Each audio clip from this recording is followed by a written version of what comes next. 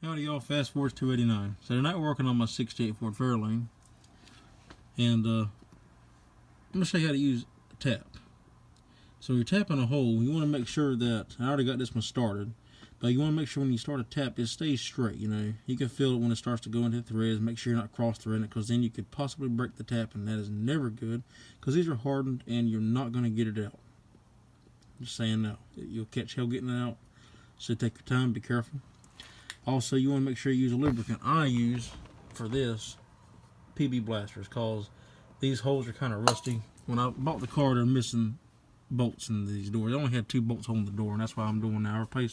I put a bolt here and here. It only had this one and this one down here, and so I'm putting bolts in it. And they're kind of rusty from time of the bolts being out, moisture getting in there and everything, dirt. So, I found a wrench that'll fit up in here, and you want to work it, and you'll reach a point when you're tightening it to where it gets stiff. It's hard to turn. You want to back it out. You want to back it out, and you'll feel it get easier to turn. And then you turn it back in, and you keep working it back and forth till you get all the way in. And the reason how this works, I'll use another one, a bigger one, for a close-up to show you how this works. If I can get it out of here. This is a tap.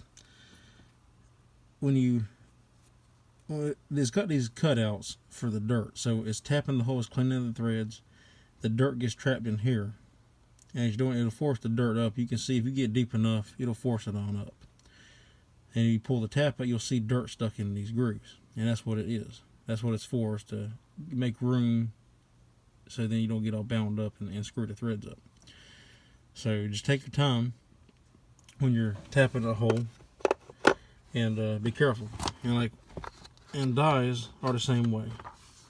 So, these are dies. Let's see, I get a big one to show you. Okay, dies are the same way. These are for the bolts, and I've already tapped these. So I've already done these. They're good to go. And these are the same way. It's got the cutouts in here for dirt to escape and get by, so you don't get the threads all full of crap in here, and then it makes it really hard to turn, and then you break the bolt off or whatever. So this is and these are snap-ons, but you can go to Harbor Freight and get you a set of dies. I got some Harbor Freight dies too, tapping dies, and they work fine. And they work good. These are my dad's, so I got them. But unless you do this a lot, and I work on my stuff quite regular, so it's good to have the, I guess you say, more expensive stuff, even though you don't need it, obviously. The Harbor Freight stuff worked fine. If I didn't have these, I'd buy Harbor Freight and be fine. But I already had these, and they're great. So the Harbor Freight works good, or you can go to Lowe's. I'm sure they may sell them too. But you want to get some of these, and that's how they work. You just take your time. The same thing with these. When you're running the bolt in, run it in. If it starts getting stiff, back it out and clean. It'll clean the threads when you back it in and out like that. And that's what you want. So I'm gonna get back to work on this. Get my bolts put in here, and we'll be good to go on that. Okay, so now that we got the hole tapped, I'm going to show you just how much of a difference this makes. Watch how easy this bolt goes into the hole. I just tapped this hole. I put a little bit of oil. I use PB Blasters. Put a little bit of oil on or any kind of lubricant on the bolt, and it'll make it go in even easier.